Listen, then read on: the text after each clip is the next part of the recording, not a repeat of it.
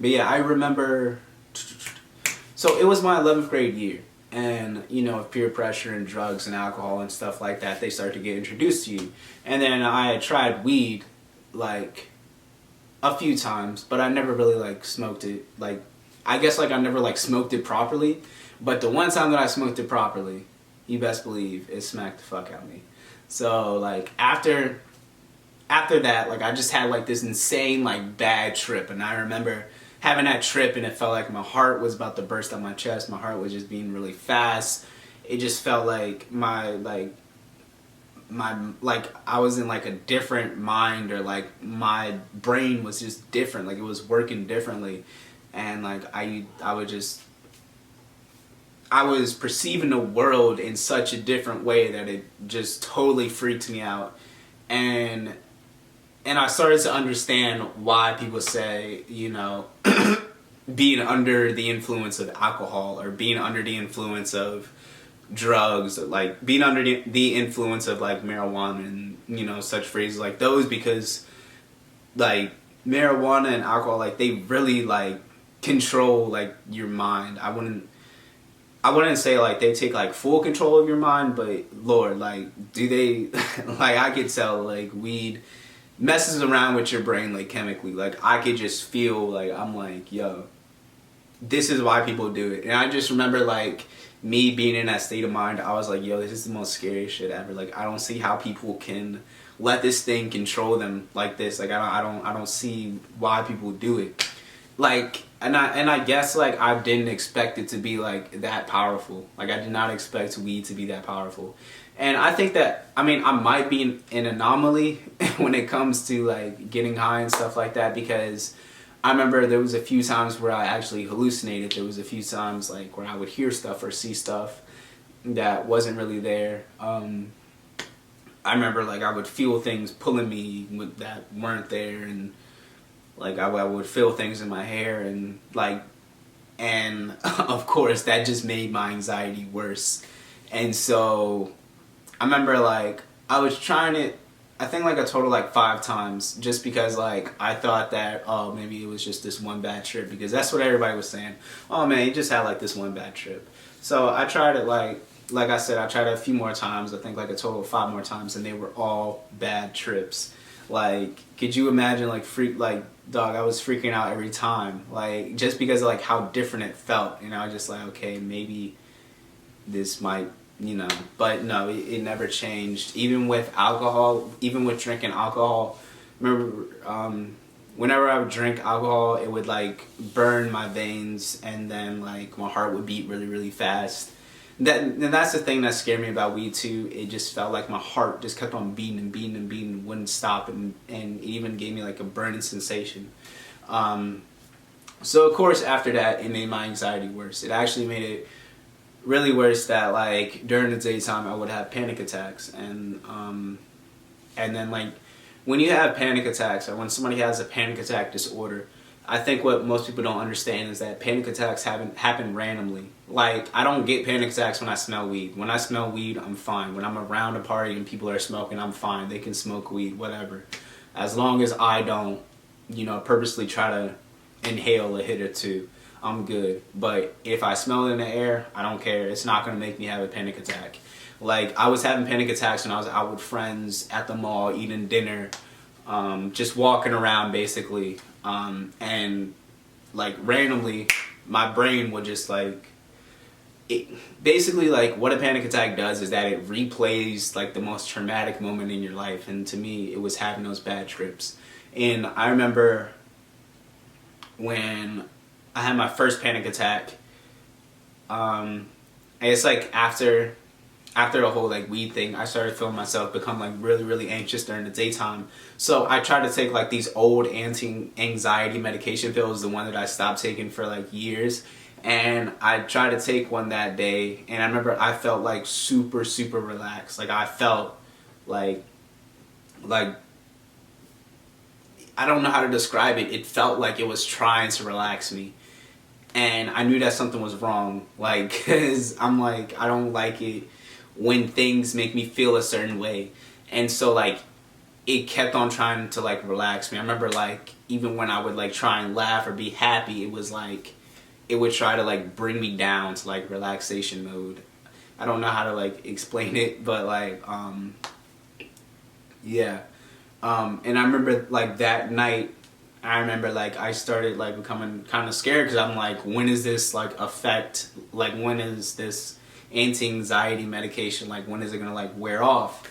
And it just like lasted throughout the whole day. And I remember just being kind of scared. I remember like going into my grandmother's room, and because like I just wanted to feel safe. And I remember like laying down, and then like I was staring at the clock because I was waiting for my mom to come home, because like maybe I could talk to her and feel safe too. And I remember when I was staring at the clock, like the time had changed. Like it jumped like an hour, and then it went back, and then like it scared the fuck out of me, like because I was like, oh my god, I'm high. And then it just and then I just went through my whole little episode.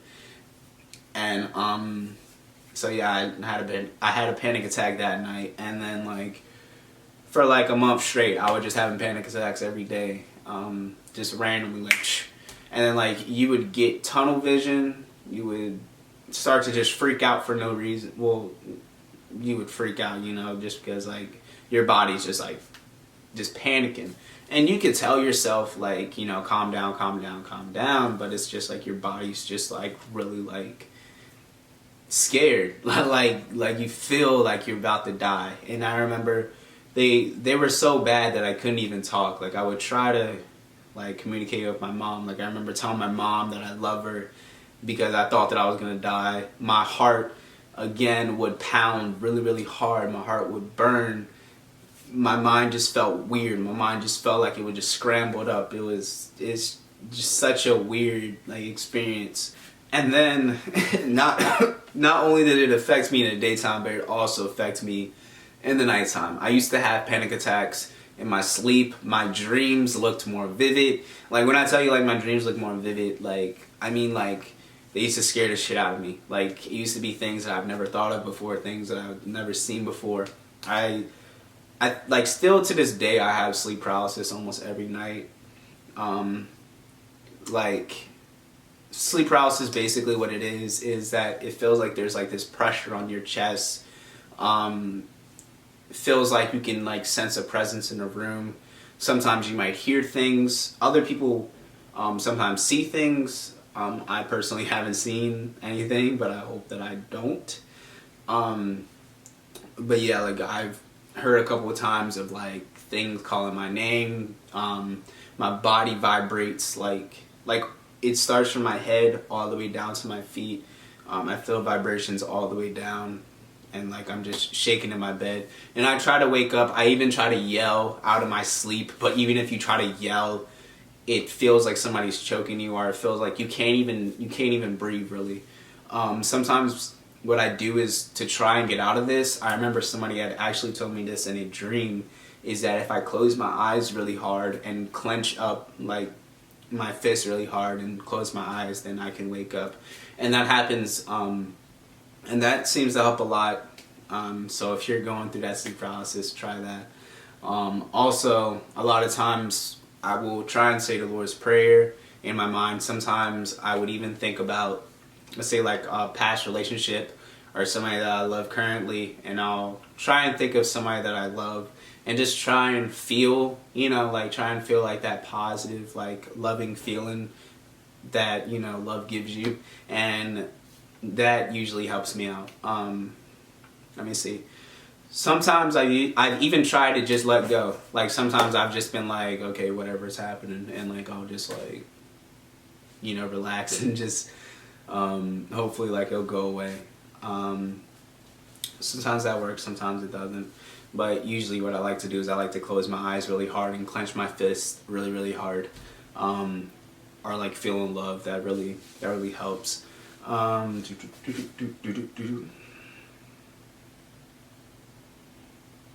So I remember when I was first going through the sleep paralysis episodes and the panic attacks episodes, like I said, like I was really feeling like I was going to die soon. Like I really felt like something was after me. Like having these panic attacks in the daytime, having sleep paralysis at nighttime, having these things, you know, at nighttime. you know, saying my name in my ear, and just all this crazy shit. So I just felt really, really crazy. And I felt like something was just trying to kill me, you know. So I remember I would become obsessed with death a lot. I remember I would study like different theories about what happens when somebody dies, or what happens, you know, just all these different theories, just because I was afraid of the unknown. I was afraid of, I was just afraid, and I wanted to know what would happen, so that if it did happen, I, you know, blah, blah. I don't even want to get into all of it, but basically, I remember like I wouldn't even say low-key study it. I would just like study it and like just try and figure it out, and just try and figure out why I'm having these panic attacks and stuff like that, and what is sleep paralysis, and just basically just like going, like I was just going too far with it. So basically I would have like all these notes of things and theories and stuff like that about the afterlife and God and stuff, and even like I remember like I used to draw pictures of like the human brain, and I don't know if you guys can see it in my old video, not sure if it's still up there, but you guys can see behind me on the wall, like I used to post up like notes of like the human brain and certain like theories and stuff like that, theories about death. And I remember my parents coming in, and they didn't use the term, "Are you thinking about killing yourself?" They used the term, "Are you thinking about dying?" And I think that my parents know me enough to know that I wouldn't kill myself. I wouldn't ever like kill myself, like even though like I've been through hard times of like being bullied, being isolated, self-esteem issues, even like when shit is over there like trying to kill me, like I still wouldn't kill myself, because I know that being here is a blessing. But that's something I've learned later on as I've gotten older. But yeah, like they became really worried, because I used to actually put these things on my wall. I don't know why I would put them on my wall. I guess to like remind me, or maybe like, you know, I don't know. But I just became interested in just life in general, and like, you know, just trying to find like a deeper meaning to it all. So yeah, I mean, ever since I've gotten older, everything's been getting better. I've been learning how to like cope with my sleep paralysis in ways. I've been learning, like I don't even have daytime anxiety anymore. Depression, it's like my depression, it's like, I feel like it's like normal, you know what I'm saying? Like I feel like everybody, like every human feels depressed, you know, once in their life. And like I know what real depression like feels like it just, and I honestly want to say that like depression, probably like the leading cause of depression is just from like other people. Like I said, like being bullied and kids picking on you and stuff like that. So yeah, I even remember I used to always have trouble when I went to sleep, even when I was younger. I think it's pretty normal for a kid to be, you know, scared of like monsters in a closet and stuff like that. But I do remember me having some really bad dreams that I still remember to this day. Some dreams, like I did actually see, like I do remember like me seeing scary things such as like demons and skeletons and stuff like that. Like they would wake me up, and I was a little kid. I was like maybe like 4 or 5 years old, like before I even went to school. And I used to remember having dreams like those where like it just felt like evil things were after me. I even remember when I was younger, sometimes when I would like doze off, like I wasn't like fully asleep, but I was about to go to sleep, and I remember things like hitting me and kicking me, and like I don't know like how to explain like those like nighttime experiences. But ever since I got older, like I guess like they've like advanced in like a sleep paralysis. But yeah, like I said, I think since the age of like 17, I had these episodes of like sleep paralysis. It's gotten to a point where it's like not even scary anymore. It's just fucking annoying. So after all that, the doctor had put me on Valium. Now Valium is like a it's in the same class as Xanax. I don't know. So yeah, the doctor had put me on Valium. Now Valium, I remember like he only gave me like I I believe he didn't even give me like the full dosage of like Valium with like normal people, well, not what normal people take, but people who are who have it like super like serious, I guess, or like people who are even in like mental, I don't know. But. So after I talked to my psychiatrist about my panic attacks, sleep paralysis, anxiety, and all that, he prescribed me with Valium because I was just telling him about like all the episodes that were happening at daytime and at nighttime. So he prescribed me Valium. Now Valium, I would have to say that it saved my life. Like I would definitely say that Valium saved my life. Valium is like in the same category as like Xanax would be in. You know what I'm saying? But of course, people overdo Xanax and fucking pop those things at parties and whatnot, which is like crazy because I remember my first time taking half of a Valium pill. I remember it made me feel dizzy. It made me feel like I couldn't even walk. Like I remember like my first day on it, like I just wanted to like lay down because the room felt like it was spinning. But like when I would take it, like I could feel. I remember like I felt it working. Like first it would like make my heart beat, and then my heart would like, I guess like be like slowed down, and then it just made me feel good. Really, it gave me a break from anxiety. Even like, I don't want to sound crazy, but the whole video I'm probably sounding crazy. But Valium, it almost seemed like it improved my vision. Like when I would take it, I'd be like, oh dang, everything's looking kind of glossy. Like it would give everything like this glossy look, and it was cool. Like when I tell you my social anxiety went away too, my depression went away. I remember I was just trying to, you know, be a real happy person and just trying to be positive. All the fucking death notes on my wall, or not the death notes, but just like the theories and studies and all the other like negative stuff. I remember taking those down because I was just like, I don't want to see these things. You know, I don't want these things in my life, and I don't want any of that. So I took those down. And Valium definitely gave me a break. I used to take one at night. I used to take one in the morning and one at night. And I didn't even have sleep paralysis anymore. Remember, like, it used to just, like, I would just be cool going to sleep. Like, I felt so relaxed. I felt just happy. So it just gave me, like, this real break from anxiety and panic attacks and all that. And I remember, I started taking it for like a pretty long time, for about a year. I took it for about a year, and then I started feeling these side effects of Valium. Nothing too serious. All it does is just make you like really drowsy. And I spoke to my psychiatrist, and he said, yeah, people aren't supposed to be on it for too long. It's only just supposed to give you a little break from anxiety. So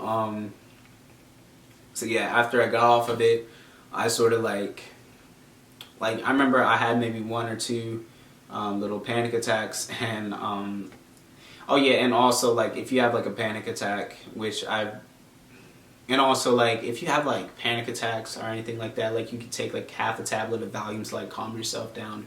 And I remember being on a Valium, it's very like short, like the feeling that you get is very short. It's not long lasting like an antidepressant or an anti-anxiety medication that lasts like 24 hours or all day. Like I could feel when the Valium like stopped working and when it was time for me to take my nighttime dosage. So yeah, like sometimes if I felt like I needed to take it, you know, sooner than at nighttime, I would, because I felt like I was about to have a panic attack. So I had to do that a couple of times. And so yeah,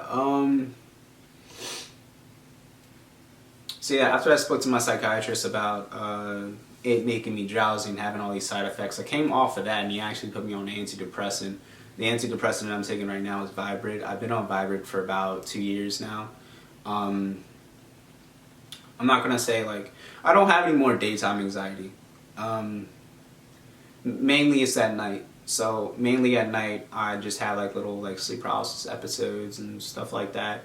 But now, like, ever since I've gotten older and just like discovering myself more, like if I ever feel anxious in front of somebody or anything like that, like I've done like a couple of things to like rid myself of anxiety. Like I've started to just not care. That's probably like one of the things that have like helped me out with my social anxiety. I've started to just not care. I've started to just sometimes like instead of like me like self editing myself like before I like say something, sometimes like I'll just say it and just see what happens. And sometimes it's fun, you know, just to say like some wild shit and just to see what somebody might say.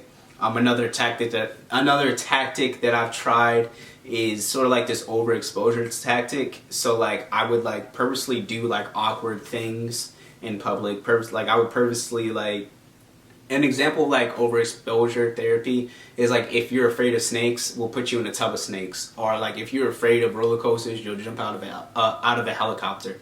So like, you know, like you seeing that one snake isn't as scary as you being in a tub of snakes, or you riding that roller coaster isn't as scary as you jumping out of the helicopter.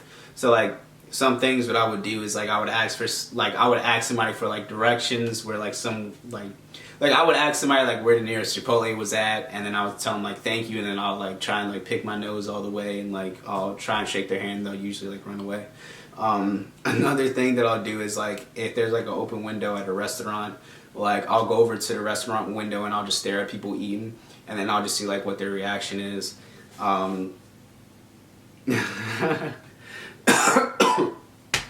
So yeah, I actually got those tactics from this pickup artist that I used to watch on YouTube. His name was Sasha Pua. Sasha, the pickup artist, that's what PUA stands for. But yeah, I used to, he had an app, and it was about like getting rid of like approach anxiety. And that really helped me because like, it's just like you have to get used to anxiety. Like being anxious and being scared is part of life. Like we're here to experience all spectrums of life, bad and good. Like it's a blessing to feel all sides of life, even the good and the bad. So yeah.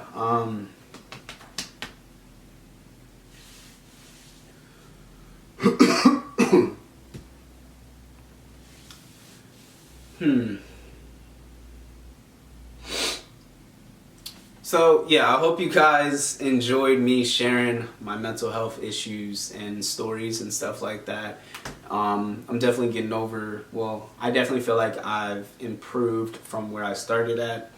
I mean, look at me now. I'm on YouTube right now. I'm a kid with like my social anxiety was like super bad. You know, if like you read a lot of my comments, it's kind of like what the shit that I've told you before.